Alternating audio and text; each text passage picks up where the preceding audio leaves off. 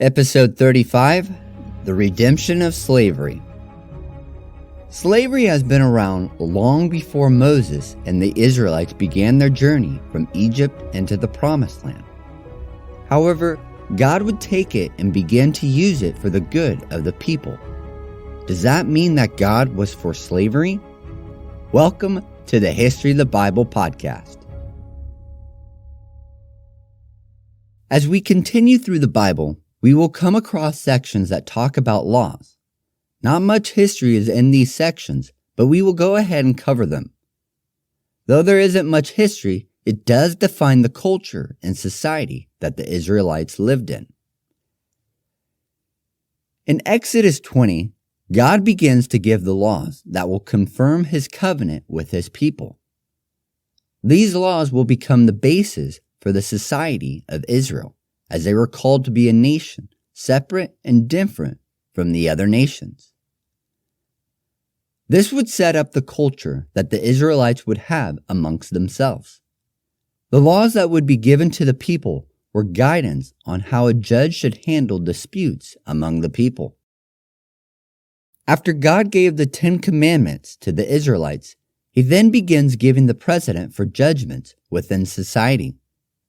One of the first things that God addresses in Exodus 21 is the buying of a Hebrew slave. Before moving forward, we must take a look at slavery and what it meant by God implementing judgments around owning a Hebrew slave. Slavery in those days was not based on race whatsoever. In ancient times, slavery would result from either the conquering of another nation or city and bringing the defeated people back from the battle as spoils of war. Or another way that resulted in slavery was the selling of oneself to another person to pay off debts.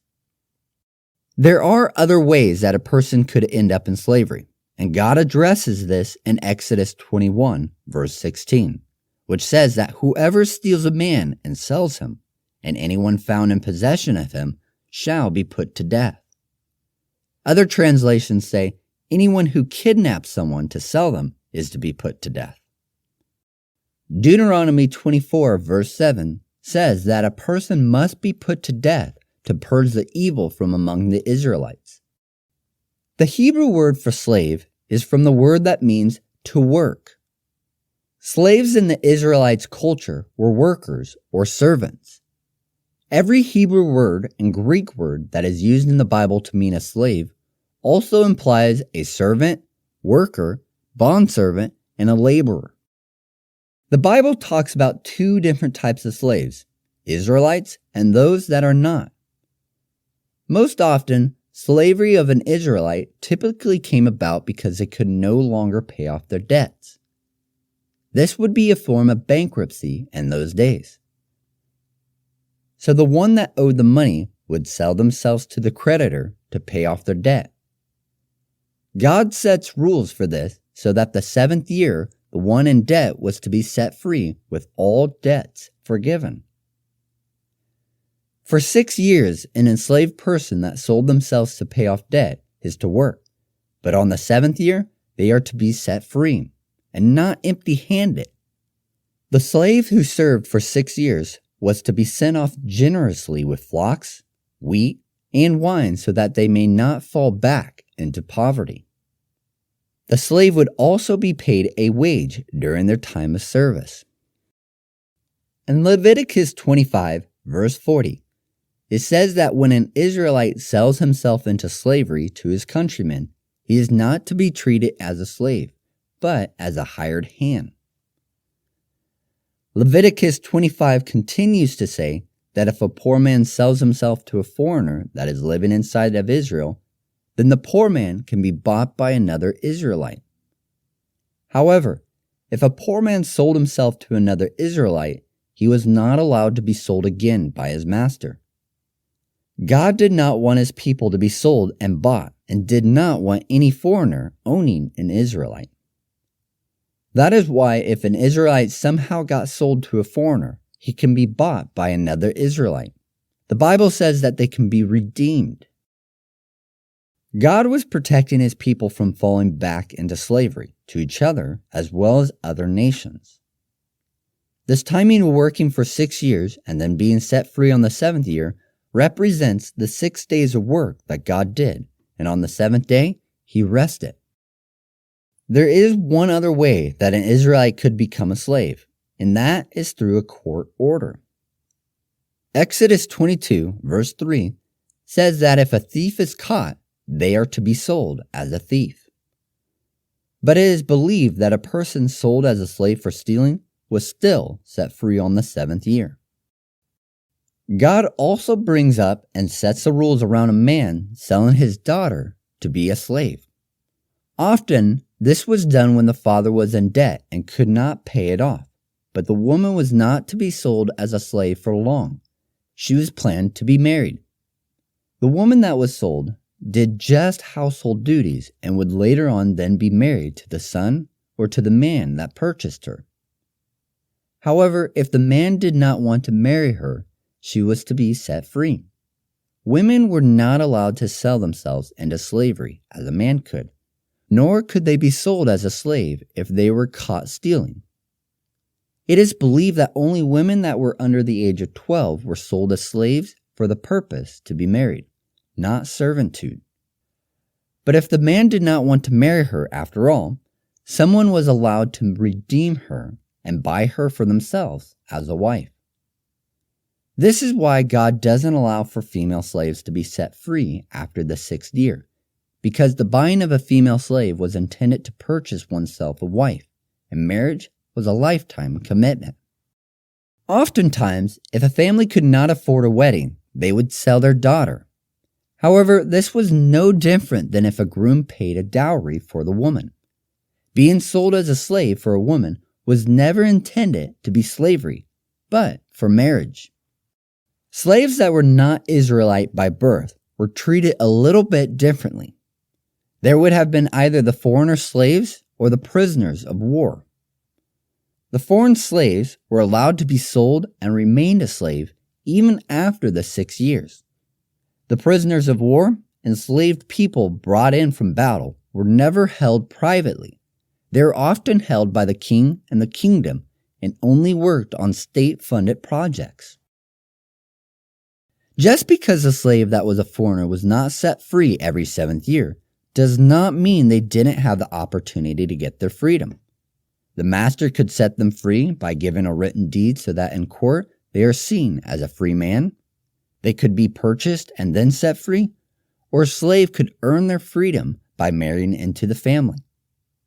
Another way that a slave could earn their freedom is if their master caused them permanent bodily damage. Enslaved people, including Israelites and non-Israelis, were allowed to earn money, buy, and hold land of their own. If a slave saved up enough money, they were allowed to buy their own freedom. Slaves in this society were not treated the same as in recent years, nor were they seen and treated the same as other nations surrounding Israel at the time. In Israel, a slave could become part of the master's household, and that is why Proverbs 17 verse 2 says that a wise servant will share in the inheritance with the master's children.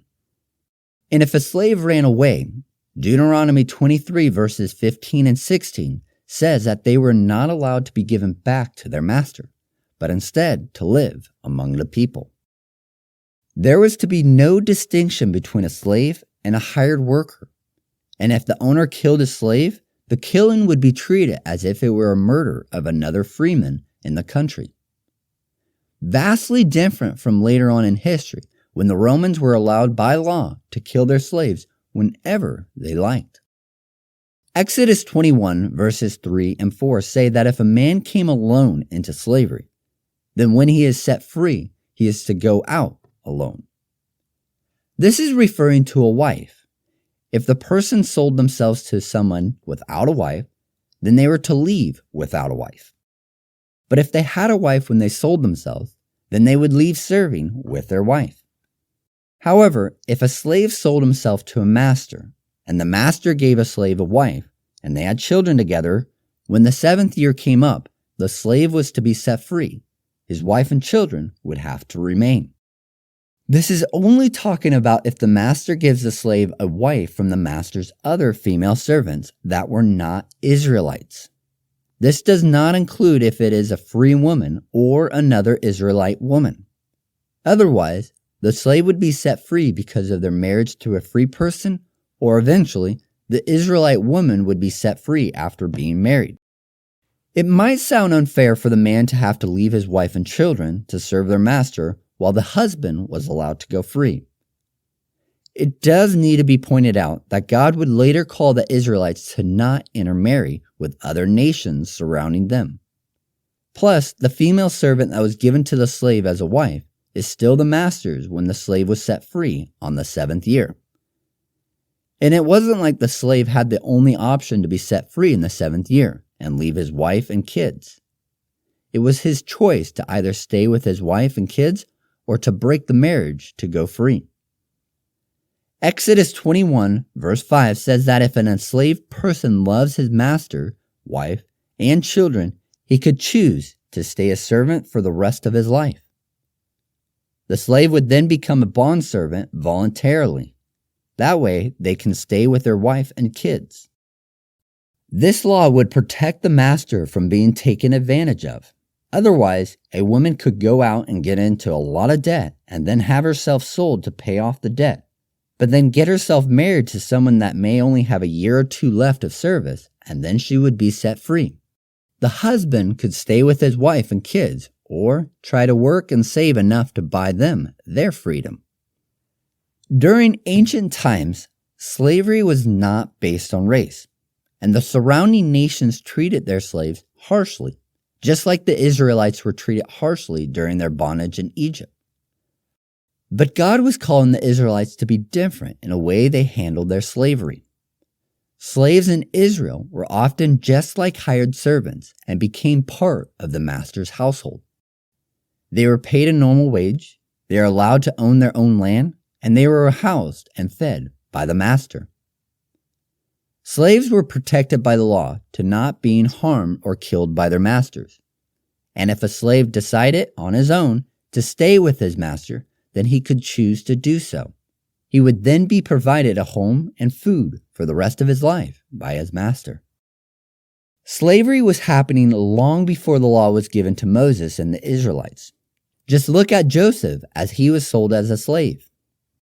So when God gave these rules regarding slavery, he was not endorsing slavery.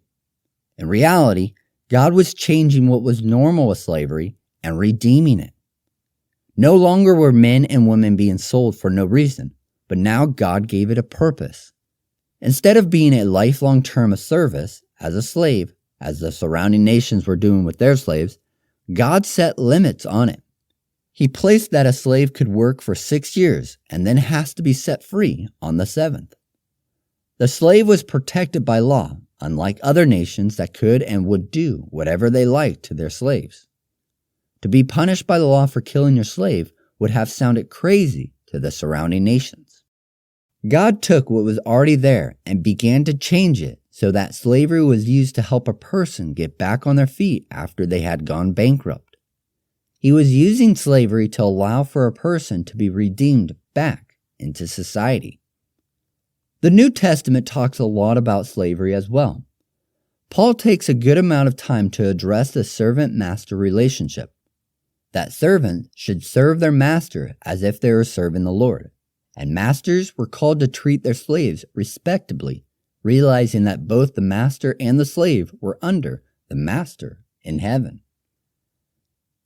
The New Testament also talks about how we were once slaves to sin. However, this slavery was not like the Israelite slavery, where they would be released after 6 years. This type of slavery was for a lifetime. However, we were redeemed or bought, not with money as the slaves in Israel could be to become free, but by the blood of Jesus. This means, based on the Israelites' law regarding slavery, that we now belong to Jesus because he bought us. But instead of keeping us slaves, we were adopted into his family. We became part of his family when he bought us.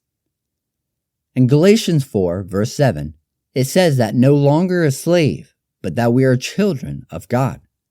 And if we are children of God, then we are His heirs. Just like it says in Proverbs 17 verse 2, that a wise servant will share in the inheritance with the master's children. God never wanted slavery. He didn't create it. That was done by people. But God did take something that was evil and used it for good, so that it would help those that were in need. But God wasn't done setting up the future culture of a nation or setting up the covenant with them. Until next time, remember that you are loved, special, and worthwhile.